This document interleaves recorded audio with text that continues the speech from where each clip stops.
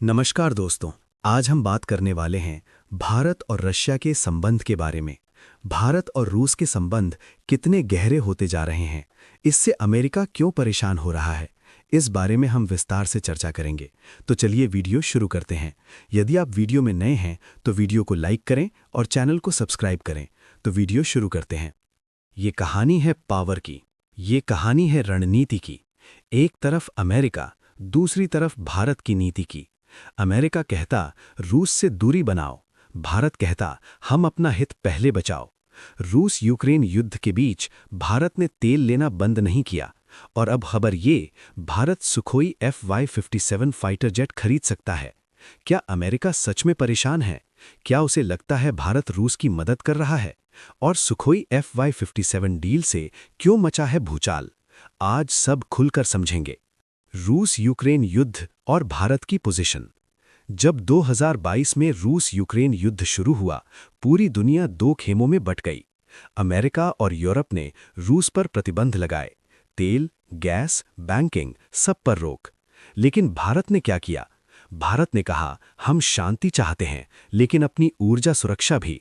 भारत ने रियायती दर पर रूस से तेल खरीदा, और ये खरीदारी कई गुना बढ़ गई। अमेरिका को लगा भारत इस तरह रूस की अर्थव्यवस्था को सहारा दे रहा है, लेकिन भारत का तर्क साफ था, हम युद्ध का समर्थन नहीं करते, हम संयुक्त राष्ट्र में संतुलित रुख रखते हैं। लेकिन 140 करोड़ लोगों की ऊर्जा जरूरत पहले है। यही असली टकराव की जड़ है। अमेरिका क्यों परेशान है? अमेरिका की चिंता 3 कारणों से है। रूस को आर्थिक ऑक्सीजन। अगर भारत जैसे बड़े देश रूस से तेल खरीदते रहेंगे तो प्रतिबंधों का असर कम होगा। रणनीतिक संदेश। अमेरिका चाहता है कि उसके साझेदार उसकी विदेश नीति के साथ खड़े हों, लेकिन भारत ने दिखाया कि वो रणनीतिक स्वायत्तता रखता है। रक्षा सहयोग। भारत अब भी अपने 60 से 70% रक्षा उपकरण रूस से लेता है, यानी दोस्ती दोनों तरफ, अमेरिका से टेक्नोलॉजी, रूस से डिफेंस। अमेरिका को यही मल्टी अलाइनमेंट चुभता है। सुखोई FY-57 डील, असली भूचाल। अब आते हैं सबसे बड़े मुद्दे पर।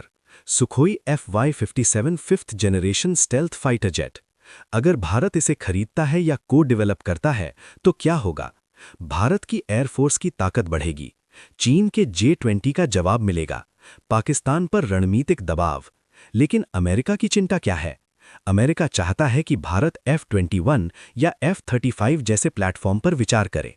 अगर भारत रूस का सुखोई FY-57 लेता है तो CAATSA जैसे प्रतिबंधों का सवाल उठ सकता है। हालांकि अभी तक भारत पर ऐसे प्रतिबंध नहीं लगे, लेकिन अमेरिकी संसद में बहस जरूर होती रहती है। यही कारण है कि इसे भूचाल कहा जा रहा है। क्या भारत रूस की मदद कर रहा है? ये आरोप अक्सर लगाया जाता है कि भारत अप्रत्यक्ष रूप से रूस की मदद कर रहा है, लेकिन तथ्य देखें।